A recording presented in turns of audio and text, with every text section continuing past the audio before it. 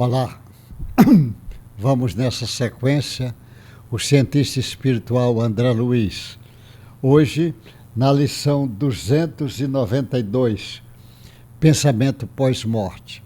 A gente está falando porque o André Luiz ele traz a colocação, que ele traz o fato da observação dele, ele está dizendo, olha, é uma verdade científica, vocês precisam aí investigar.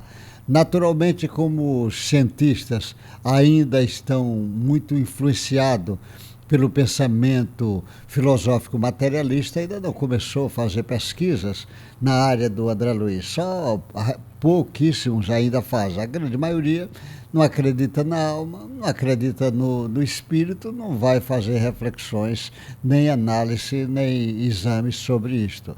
Nessa lição, o André Luiz ainda pega lá no livro Ação e Reação, que ele está conversando com o Silas, é o orientador dele, e o Silas diz, ele está falando do pensamento pós-morte. Ele está dizendo, ele vai dizer o seguinte: após a morte, o Silas vai lembrar para o André, e o André vai confirmar que é o que ele está vendo.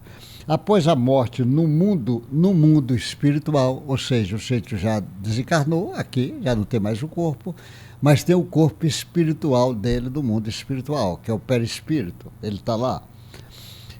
A criatura desencarnada utiliza no corpo muito mais plástico e influenciável o perispírito. Ele está dizendo que o perispírito é um corpo mais influenciável, mais plástico. Ou seja, ele se moldura fácil. O nosso corpo aqui físico, ele é mais denso. Então é mais difícil um pensamento alterar. Mas no mundo espiritual isso é muito mais fácil de alterar. Ele agora já não tem, esse corpo físico é um anteparo, uma defesa muito grande, já não existe mais isso. Como consequências, as criações menos construtivas pode levá-lo a um cativeiro muito mais longo, na companhia de todas aquelas criaturas que vivem os mesmos pesadelos e enganos.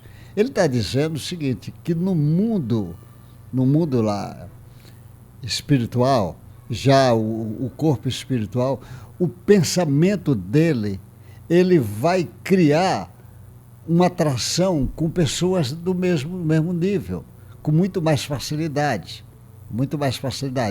E aí, o que acontece? Ele vai criar, às vezes, um cativeiro para ele,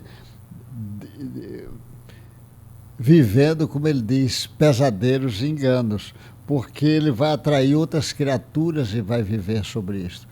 Por isso que o pensamento, aqui você disfarça, em parte. Por exemplo, se tu pensa, vamos imaginar, alguém viu outro, teve um pensamento de desejo, de raiva, desejar agredir, ou desejar, sei lá, ter um ato de amor com aquela pessoa, e o que acontece? Mas você aqui pode disfarçar o pensamento. Você, por exemplo, uma moça às vezes vê um rapaz bonito, mas ela disfarça, às vezes os desejos dela, como o homem também faz isso facilmente, somente jovem, ele faz isso facilmente.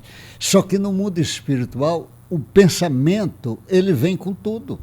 Ele é um espelho que praticamente todos vão ver. Você vai formar uma aura, uma atmosfera que vai fazer isto. E aí ele vai ainda chamar atenção nos livros, o Mecanismo da Mediunidade, no livro Mecanismo da Mediunidade, olha o que é que ele diz, o André diz.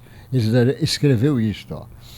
Sempre que pensamos, expressando o campo íntimo na ideação e na palavra, na atitude e no exemplo, criamos formas, pensamentos ou imagens, modos que arrojamos para fora de nós, pela atmosfera psíquica que nos caracteriza a presença. Ele vai dizer ainda, sobre todos os que nos aceitam, aceite, o modo de sentir e de ser, consciente ou inconscientemente, atuamos à maneira do hipnotizador sobre o hipnotizado, verificando-se o inverso, toda vez que aderimos ao modo de ser ou de sentir dos outros. Então ele diz, nós vamos funcionar quase como um hipnotizador em relação ao hipnotizado. Pela maneira de ser, de pensar, você vai atrair, como se você estivesse hipnotizando algo na mesma frequência. Mas também, às vezes, o pensamento do espírito pode sobre nós e causar também o mesmo impacto. Por isso que Jesus, em todas as épocas, diz para nós, orai e vigiai, aumentai sempre a sua atenção. Essa informação que o André está trazendo parece assim desprendida, mas isso será alvo de muitas pesquisas no futuro pelos homens da ciência, porque ele ainda não trabalha a pesquisa do pensamento que ele está chamando, sobretudo aqui ele está chamando a atenção, a pesquisa do pensamento no pós-morte, depois que morreu, porque morreu o corpo, mas o espírito não morre. Se você pensa aqui encarnado, do outro lado você também continua pensando. Por isso é uma necessidade imensa de autoeducar a nossa maneira de pensar. Por isso que Jesus falava, basta pensar. Até o próximo encontro. Um abraço para você.